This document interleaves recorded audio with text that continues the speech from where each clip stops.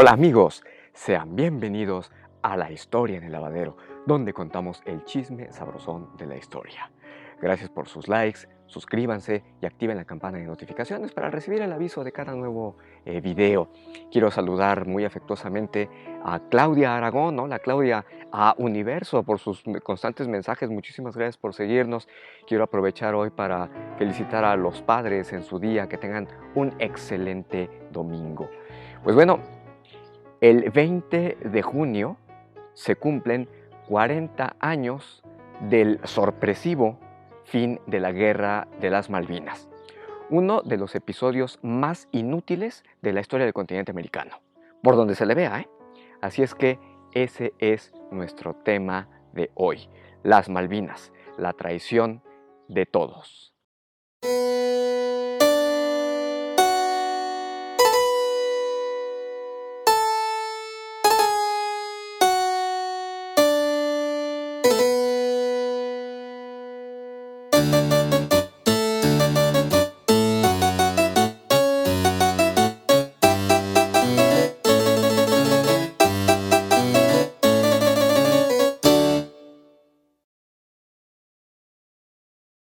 Hablamos de la Guerra de las Malvinas entre Argentina y el Reino Unido como un acontecimiento, pero en realidad es el resultado de procesos que tuvieron un punto de convergencia en el acontecimiento.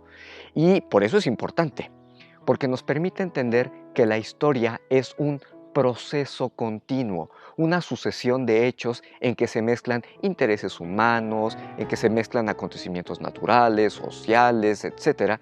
Pero también estos procesos los debemos comprender porque de ahí vamos a tener lecciones que aprender. Por eso este episodio de la historia lo podemos contar aleatoriamente, es decir, fuera del orden secuencial cronológico. Y de todas maneras termina siendo válido porque los procesos se retroalimentan en cualquier sentido en esta historia, al más puro estilo de Rayuela, del también argentino Julio Cortázar. Y como en Rayuela, podríamos empezar por el principio o al azar en los acontecimientos, porque de todas maneras van a terminar en el conflicto anglo-argentino. Comenzaremos entonces por el principio, desde la ocupación de las Islas Malvinas, que por cierto siempre ha sido una pesadilla y por eso se vuelve aleatoria esta historia. La primera vez que estas islas aparecen en un mapa es en el año 1502, por las expediciones de Américo Vespuccio. Sí, el mismo al que se debe el nombre del continente americano, América. Y también con la expedición de Fernando de Magallanes. Es decir, los españoles fueron los primeros en ver y cartografiar las islas, pero no las ocuparon. Fue hasta 1749 que los piratas ingleses pretendieron ocupar esas islas para operar desde ahí contra las tripulaciones españolas, pero justamente España lo impidió e interpuso diversos recursos para que Inglaterra se desistiera. Y no es sino hasta 1764 que los franceses ocupan las islas desde enero hasta abril del siguiente año. Y ya es en 1766 cuando los españoles formalmente ocupan las islas y las hacen depender de Buenos Aires. Y así se mantuvieron hasta la independencia de Argentina, pasando entonces a la soberanía de ese nuevo país en 1820. Y luego de la destrucción del Puerto de la Soledad por parte de los estadounidenses en una lucha por el comercio ballenero, pues la isla quedó vacía y fueron los ingleses los que las vuelven a ocupar en 1833, obviamente con la reclamación del gobierno argentino. O sea que las islas siempre han sido la manzana de la discordia. De aquí ya podríamos pasar directamente a la Guerra de las Malvinas, exactamente hace 40 años, en junio de 1982, porque la sucesión de los hechos se antoja a que apuntan para allá por el conflicto territorial desde siempre. Pero el proceso se mezcla con otros dos procesos muy interesantes que precipitaron la sucesión de los hechos, y todo esto arranca desde 1749. Resulta ser que Pues Argentina, como todo país latinoamericano, siempre fue muy inestable políticamente desde su independencia. Pero en marzo de 1976 estalla un golpe militar contra el izquierdista gobierno de María Estela Martínez de Perón, que de hecho ya era un gobierno fracasado. Era más bien una dictadura disfrazada de democracia, por lo que había constantes insurrecciones. Pero el golpe militar de 1976, denominado Proceso de Reorganización Nacional, al mando del teniente Jorge Rafael Videla, se apoderó del gobierno con el apoyo de los estadounidenses para tener bajo control al continente americano en oposición a la Unión Soviética y a Cuba. Lo que menos quería Estados Unidos era gobiernos de izquierda en América Latina, y el gobierno peronista era eso. Por eso apoyaron el golpe militar. El problema es que el gobierno de Videla resultó mucho peor que lo que Estados Unidos criticaba. Y hacia 1981, la constante violencia e ilegitimidad del régimen empujó a purgas internas, por lo que Leopoldo Galtieri, en diciembre de 1981, se hizo del poder y aprovechó su soberbia golpista contra los golpistas con la pretensión de recuperar por las armas las Islas Malvinas, sin un proceso claro de planeación y poniendo por encima la arrogancia, la improvisación, las ocurrencias, la prepotencia, la propaganda y la falta de oficio político. Del otro lado tenemos otro proceso, el británico, porque las borracheras económicas del imperialismo que desembocaron en la década de 1970 tenían al Reino Unido en una crisis económica tal que tenían en peligro al gobierno conservador de la primera ministra Margaret Thatcher, con protestas obreras y con la amenaza de recorte presupuestal a las fuerzas navales en plena Guerra Fría, a decidir entre Estados Unidos o la Unión Soviética, por lo que necesitaban un auténtico milagro para salvar a la Marina Real Británica, a la primera ministra y reactivar la economía del Reino Unido. Y el milagro vino de los argentinos con un precioso regalo, una invasión sin sentido a las Islas Malvinas. Resulta que en marzo de 1982, previa provocación del régimen militar, los trabajadores de una empresa privada desembarcaron en Puerto Leyte, en las Islas Malvinas, e izaron la bandera argentina en territorio británico. Obviamente la protesta no se hizo esperar y el Reino Unido dispuso de submarinos para disuadir la provocación diplomática. Pero la Junta Militar Argentina de Galtieri se anticipó a la llegada de los submarinos británicos y en la llamada Operación Rosario, el 2 de abril de 1982, se realizó el desembarco de tropas argentinas desalojando al personal británico de la Casa de Gobierno en las Islas Malvinas. Obviamente se trataba de una invasión de un país miembro de la ONU en el territorio de otro país de la ONU. Y esta organización, ante el conflicto, sometió al voto del Consejo de Seguridad la resolución 502 para que Argentina se retirara inmediatamente de las islas. Y mientras, el régimen argentino estaba esperando el apoyo de los países americanos por una serie de tratados internacionales suscritos y por la idea de la doctrina Monroe. Pero ¿sabes qué? Se lleva la sorpresa de que, con la excepción de Panamá, todos los países latinoamericanos votaron contra Argentina. Y en el Consejo de Seguridad, por un voto, la resolución fue aprobada. Como la Unión Soviética se abstuvo, Argentina se aprovechó para solicitarle ejercer el derecho de veto a cambio de dos cosas: el reconocimiento soviético de que el conflicto fuera ocasionado por los británicos desde 1833 por su vocación colonialista, y pues la ayuda soviética se esperaba. El problema es que no llegó el veto, y eso le hizo perder el apoyo a Argentina de todo Occidente, y por supuesto de Estados Unidos, que veía en la cercanía entre Buenos Aires y Moscú una amenaza real, y mucho peor que el peronismo. Pero pues, ¿qué quieren?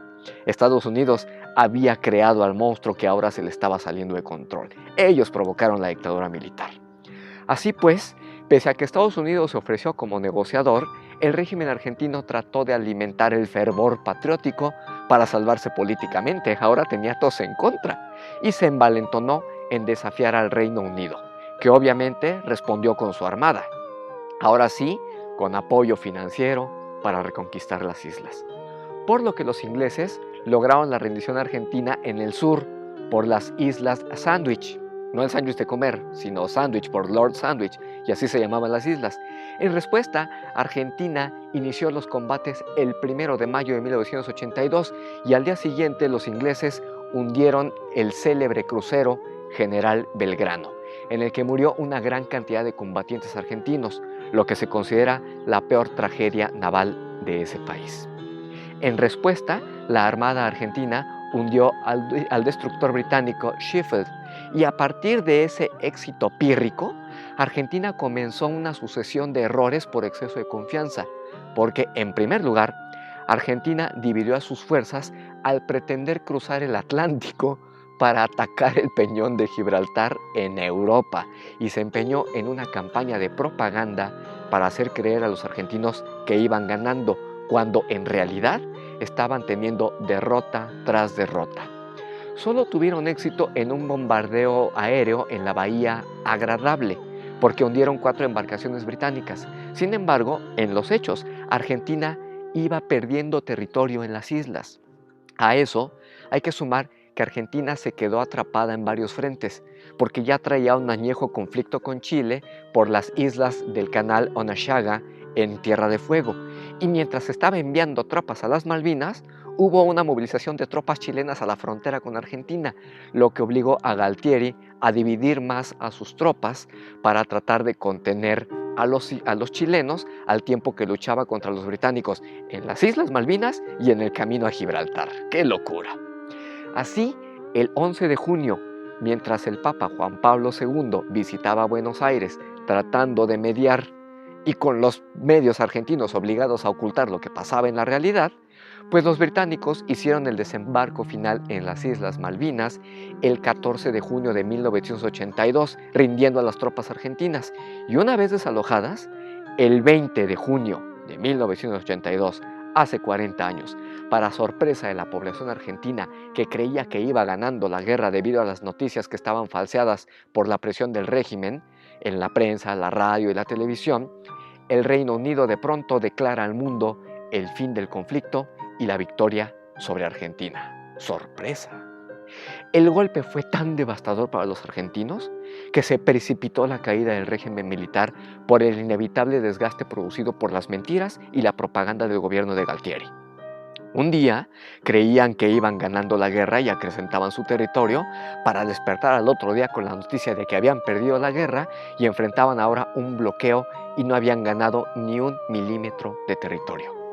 Y para colmo, Argentina no pudo invocar el Tratado de Río de 1947, por en que ese tratado, bueno, lo que se suponía era una extensión de la doctrina Monroe, en la que se supone que todo país americano que fuera atacado por un país de otro continente iba a recibir asistencia en su defensa. Y resultó que ese tratado no se aplicó porque Estados Unidos consideró a Argentina como país agresor e incluso terminó proporcionando servicios de inteligencia y apoyo satelital al Reino Unido. Y lo mismo hizo Chile con acciones de espionaje en contra de Argentina. Al final, las consecuencias fueron que el régimen argentino terminó tan desgastado que en 1983 cayó y dio paso al proceso de democratización de ese país. Pero también en el Reino Unido hubo consecuencias, porque ya no se le retiraron fondos económicos a la Marina Real Británica y de pasada, Margaret Thatcher se mantuvo en el cargo como primera ministra aprovechando su victoria militar y de ahí se volvió una de las más poderosas e influyentes políticas de su tiempo. Se volvió la ministra de Hierro. Y Estados Unidos, pues se salió con la suya para no perder a un aliado estratégico frente a la Unión Soviética y mantuvo influencia en todo el continente americano. Así que eso de América para los americanos de la doctrina Monroe, pues solo se aplica según el parecer arbitrario de Estados Unidos. A la larga, el golpe emocional para los argentinos fue tal que por eso tuvo tantísimo peso psíquico y emocional cuando Diego Armando Maradona en el Mundial de 1986 pues se derrota como líder de la selección argentina, derrota a los ingleses en la semifinal y después se convierte en campeón del mundo en el año de 1986. Por eso Diego Armando Maradona es tan importante en ese país, es casi un dios. Salvó la moral argentina.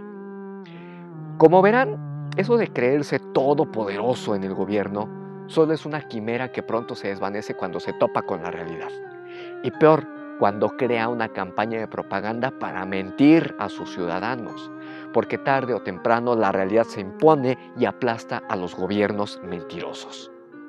Lo vivió Argentina en ese tiempo, lo vivió Trump más recientemente, y hay otros tantos gobernantes en el mundo a los que les va a pasar exactamente lo mismo. Me sorprendo todavía de la incapacidad de esos gobiernos para ver adelante lo que la realidad les depara, pero por su ceguera y soberbia, hoy no se dan cuenta y la realidad los va a aplastar. Oigan, ¿qué creen? Ya se acabó nuestro detergente y con él el video del día de hoy. Si les gustó, suscríbanse y activen la campana de notificaciones. Mientras tanto, yo les deseo un excelente domingo y nos vemos el próximo para un nuevo chisme aquí en La Historia en el Lavadero. Adiós.